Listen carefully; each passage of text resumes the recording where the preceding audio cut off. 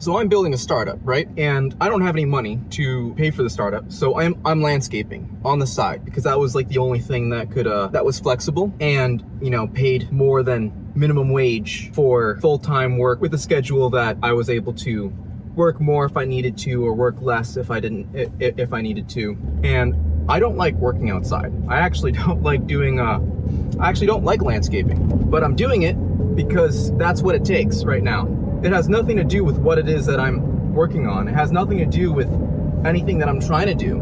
And so there's really no carryover.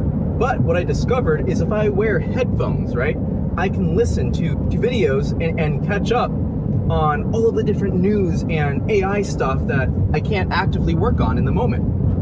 And I actually already recorded like a 40-minute video, like 30-minute video as my YouTube video.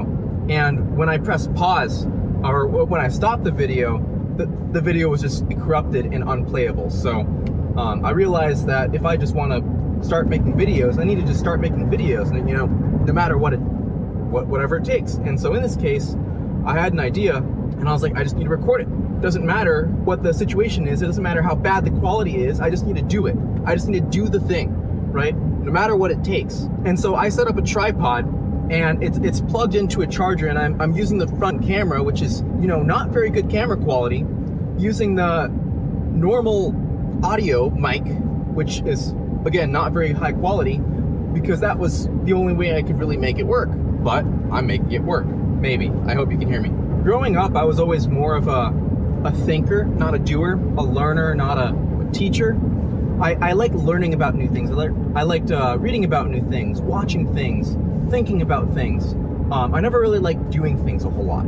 And that kind of carried over to the way I go about doing a lot of different things. But then I realized the value of action and the value of doing and how much more learning you can do by doing. So for example, when it comes to personal training or fitness coaching, for example, I really enjoyed learning about fitness and training and nutrition and all of those different things. And I thought I knew a good bit.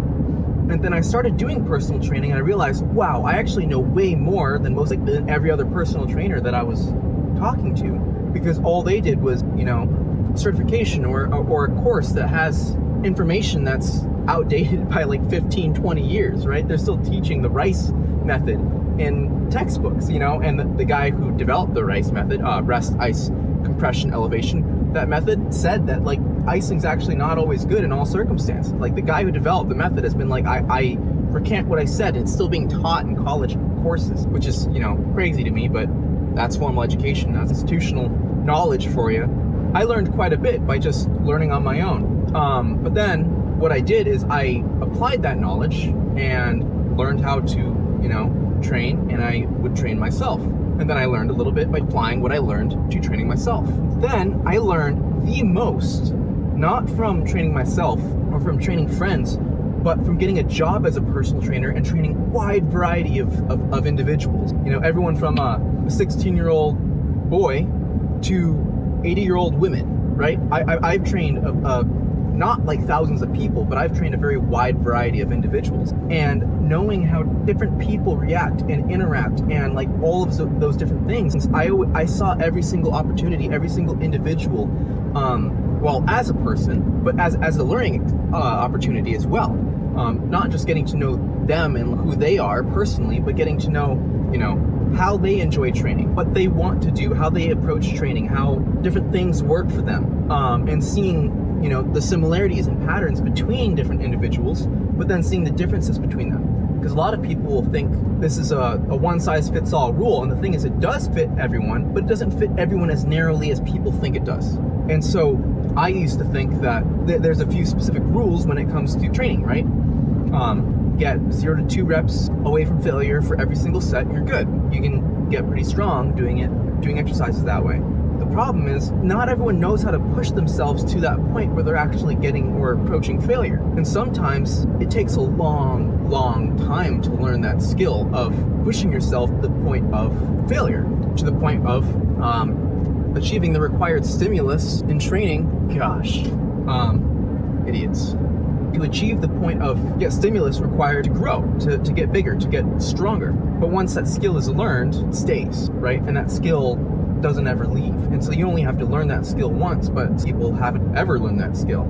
I've also learned that people who have lots of medical knowledge and are in the medical industry don't know anything about nutrition or training, which I thought was very interesting. But the only reason why I was able to learn all of that information and become a much better personal trainer was by doing. And by not thinking that I know better than the other person necessarily, but understanding that whatever their perspective is, their experiences is valuable, not just to them because they're an individual and individuals are valuable, but also to me as, you know, as a data point, right? And so learning can be done no matter what you do, as long as you have the mindset for learning, understanding that you don't know it all, and really being willing to change your mind about things, no matter how strong your belief is, right? Very firm beliefs held loosely is I think the name of the game here.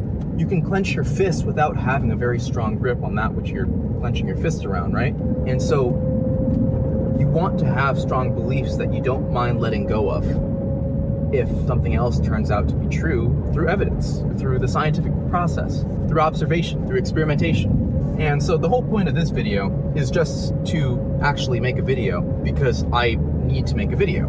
I've been wanting to make YouTube videos and I just haven't done it. And I realize I just need to do whatever it takes to make the video.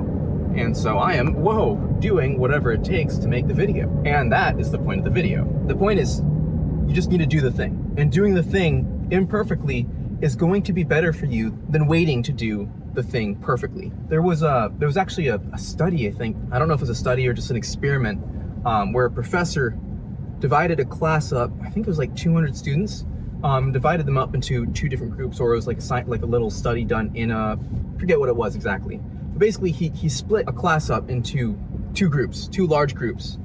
And one group he said, all right, you just have to take 100 photos, like good quality photos, but just do 100 of them, right? And to the other group, he said, all you have to do is take one photo, but it has to be a really, really good photo. And what ended up happening is that the group that was told to take 100 like, you know, decent photos for their grade or their project, their photos at the beginning weren't that great.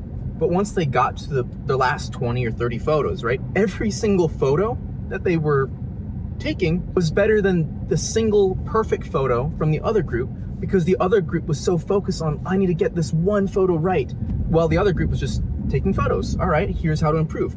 And so they learned more by doing things worse at the beginning, still doing. They just did it, and they learned by doing it. They learned a little bit beforehand, but they learned more by doing than by preparing, right? And I think that applies for a lot of things. Even it's not the Maslow's hierarchy of needs. It's another one of those pyramid hierarchy things, where it's like the different orders of understanding, and like the highest level of understanding is through teaching, and that's literally the same process.